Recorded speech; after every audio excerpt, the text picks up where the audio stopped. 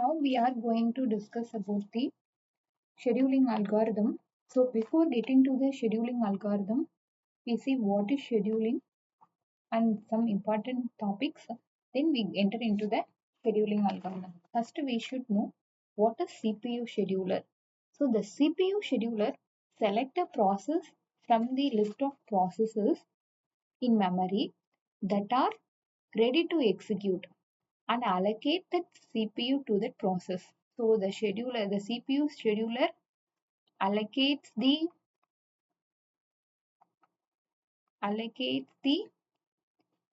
CPU to the process. Then there are two types of scheduling, that is preemptive and non-preemptive scheduling.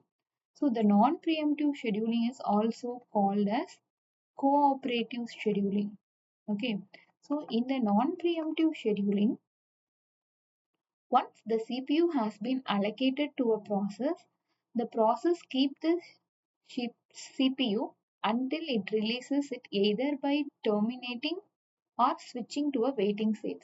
Till that the process cannot leave the CPU. Once the CPU has been allocated to that process, it cannot come out of the CPU till it completes its execution or it into a waiting state. Then the dispatch latency. The dispatch latency is the time it takes for the dispatcher to stop one process and start the another process to run. That is the dispatch latency. The dispatcher dispatch the task which is available in the ready queue. Okay, so the dispatch latency is the time takes for the dispatcher to stop. So time to stop one process and start another process.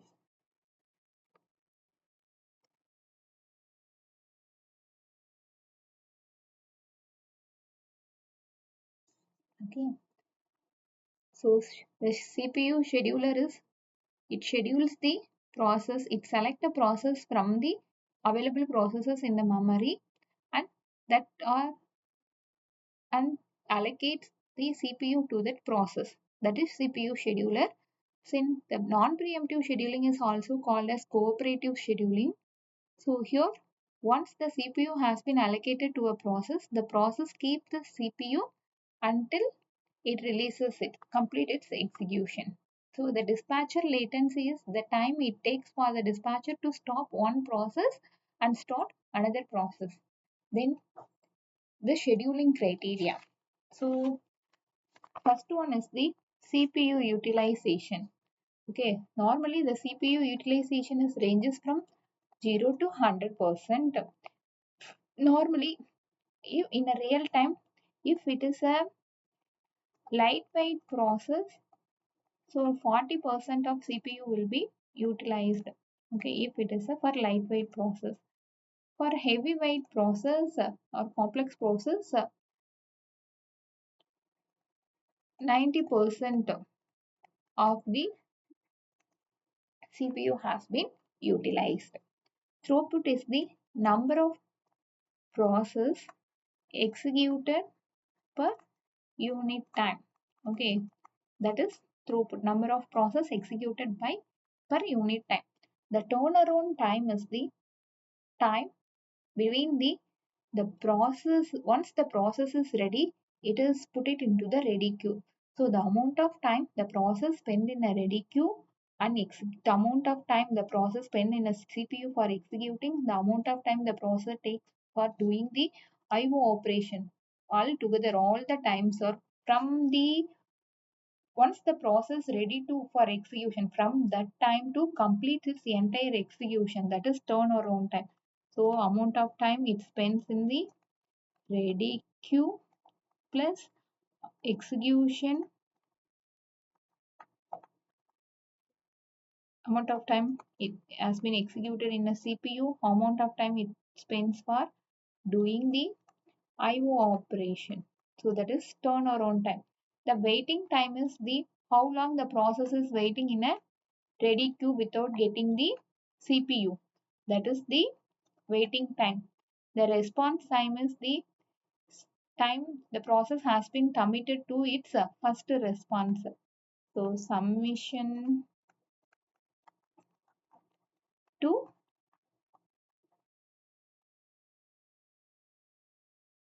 first response. That is the response time. So there are five scheduling criteria. CPU utilization, how much amount of CPU has been utilized. So it is ranges from 0 to 100. If it is a lightweight process, 40% of CPU has been utilized. If it is a heavyweight process, 90 up to 90% of CPU has been utilized. The throughput is the number of process executed per unit time. Turnaround time is the time taken, how long the process is there in the ready queue, the amount of time is spent in execution, then how amount of time is spent in the IO operation. But put together all the three times, that is called as turnaround time. The waiting time is amount of time it's spent in the ready queue without getting the CPU. That is waiting time. The response time is the submitted once the process submitted to the when it gets its first response. That is the response time. So now we get into the scheduling algorithm. The first scheduling algorithm is the first come first serve. So it is also called as FCFS, first come first serve. The task or the job process which comes into the ready queue first will be allocated to a CPU first. Okay, that is called as first come first serve. Now the process. um, Consider the process and its execution time, that is called as burst time. Okay, so the process and its burst time has been given. So the process P1, its execution time is 24 millisecond. Every time is in millisecond. So the process P2, the execution time of that P2 is 3 millisecond. The process P3, the execution time of that process P3 is 3 millisecond. Now we check the waiting time and average waiting time of this by using the first come first serve. Now we draw the Gantt chart. This is the name of the scientist who to this. So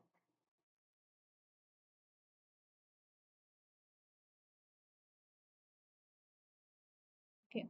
So at time 0, all the processes are there. So the P1, the execution time of that P1 is 24. So 0 to 20. So at 24, the P2 start its execution because the P2 has arrived second. So at time P3, so at time 27, P3 start its execution. So this is the order in which the process enter into the ready queue. So the process P1 enter into the ready queue first, the P2 enter into the ready queue second, P3 enter into the ready queue next. So the P1, sorry, it is P1. The P1 start its execution first. The execution time of the P1 is 24. So after 24 millisecond, the P2 has been assigned to a CPU as it comes next. The execution time of that P2 is 3. So after 27th millisecond, the P3 has been assigned. Now we calculate the waiting time for all the process. So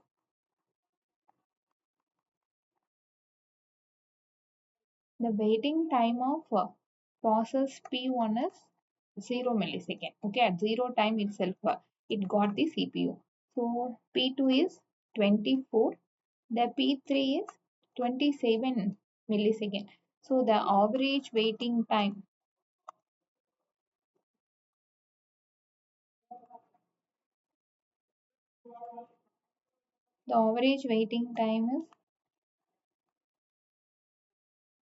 of all the process divided by that number of process, that is equal to 17 millisecond. This is the average waiting time for this process in a first come first serve scheduling algorithm. Okay, now consider that if instead of this, okay, if the process has been arrived in the order P2, P3 and P1. Consider that the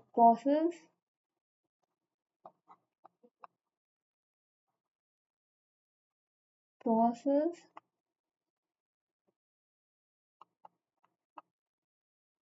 arrives in the order P2, P3 and P1. So the execution time of, now see the Gantt chart.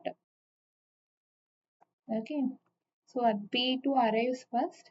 The execution time of P2 is 3. So after 3 milliseconds, the next P3 will get the CPU. The execution time of P3 is also 3 milliseconds. Okay. Then the P1 starts its execution. The execution time of that P1 is 26. When? So it completed 620. Sorry. So here it is 6. It is 24. So it completed its execution in the 30 millisecond. Here the calculate the average waiting time. We just only change the order. So average waiting time is equal to, so the waiting time of P1 is 6, P2 is 0, P3 is 3. So it is 9 divided by 3, so equal to 3 milliseconds. Just we have changed the order. The reason, but there is a tremendous change in the average waiting time because the process P1, it is a very long process then compared to remaining two process. So if the long process long process has been allocated to a CPU, the remaining two small processes waiting for long time. That is called as convoy effect. All other processes wait for one big process to get off the CPU. That is called as convoy effect.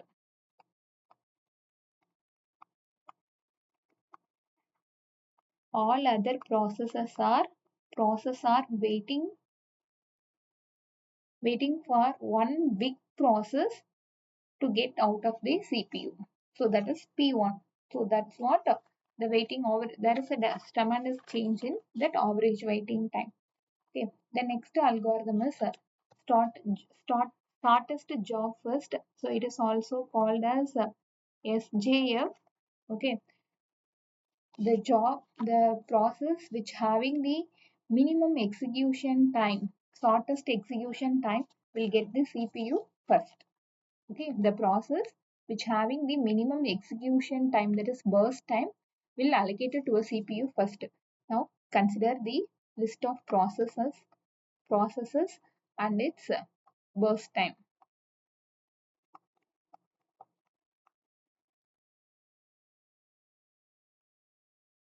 So consider the process P1, the burst time is 6, P2,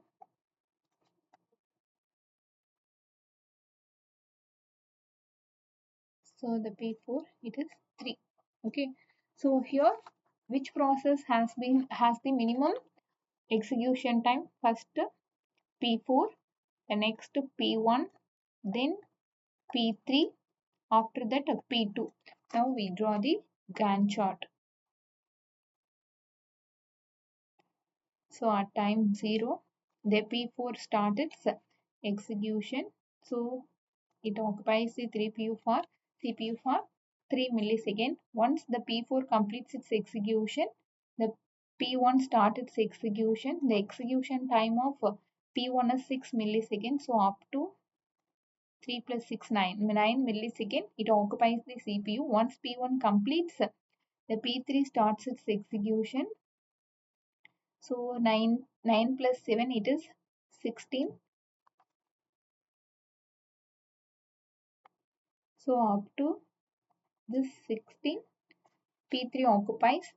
Then the highest execution time is P2. The P2 starts its execution. It completes it at 24. 16 plus 8 is 24. Okay. Now the average waiting time.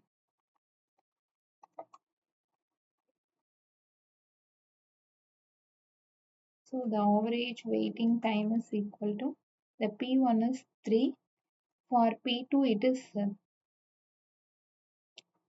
16. For P2 wait, it is 16 plus P3 ko it is 9 plus P4 it is 0 divided by 4, that is equal to 7 milliseconds. So in the shortest job first scheduling, the process which having the minimum execution time will be executed get the CPU first. The next algorithm is preemptive shortest job first algorithm. So it is the again the shortest, it is also called as the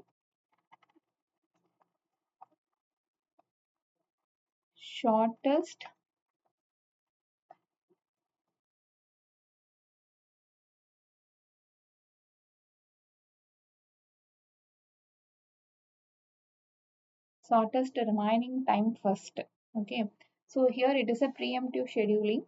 So if any process with a less execution time comes, that process will be allocated to a CPU.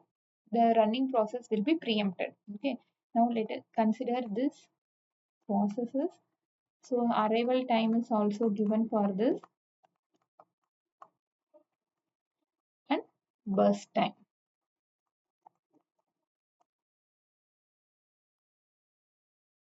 Okay, so consider for process P1, the arrival time is 0, the burst time is 8. For process P2, the arrival time is 1, the burst time is 4. The process P3, the arrival time is 2, the burst time is 9. For process P4, the arrival time is 3, the burst time is 5. Okay, now we go with the Gantt chart. So again, okay, at time 0, only one process is available, that is P1. So the P1s, another processes are not available. So there is no need to check which process having the shortest remaining time, all those things. So P1 has been allocated. Okay, P1 started its execution. After 1 millisecond, okay, after completing execution of 1 millisecond, so the remaining behind execution time for P1 is second. The another process P2 comes at 0 millisecond at 1 millisecond. So the P2 has been arrived. The execution time of this P2 is less than 7. So the P2 has been allocated to a CPU. Okay. At time second millisecond, that process P3 is coming. Okay. But already it has been completed its 1 millisecond of execution. That 9 is greater than 3. So definitely the P2 continues its execution. It won't be preempted. At third millisecond, process P4 is coming. So at the time, the remaining execution time for P2 is 2. Now 5 is greater than 2. So the P2 keep on continue its execution and complete its at fifth, I mean 4, 1 plus 4 is 5, fifth millisecond. Now P2 has completed its execution. Okay. Now which having the minimum execution time, that P4. So the P4 started its execution and it completed its execution by 10th millisecond. Now P4 is over. Okay. Next, there are two processes P1 and P3. The P1 execution time is 7 millisecond. So it completes its execution in the 17th millisecond. Okay. Then P3 has been allocated to a CPU and it's completed its execution at 26th millisecond. Okay, so now P3. So we calculate the average waiting time. So average waiting time is equal to, what is the waiting time for P1? P1 is 10 minus 1. Okay, already it has been completed for 1 millisecond, then only it has been again allocated at 10th millisecond. For P2, it arrives at 1 and completes, start its execution at first millisecond itself. Then P3. P3 arrives at second millisecond, start its execution. So 17 minus 2. Okay. Next, for P4, it started its execution at 5 but arrived at third millisecond. So start its execution at 5, it arrives at third millisecond. So it's divided by 4. So it is equal to 26 divided by 4, that is equal to 6.5 millisecond. Okay, well, so this is the preemptive scheduling with the shortest job first scheduling. It is also called as shortest remaining time scheduling. Okay, so while calculating the uh, waiting time, you should also consider that arrival time. Okay, so thank you.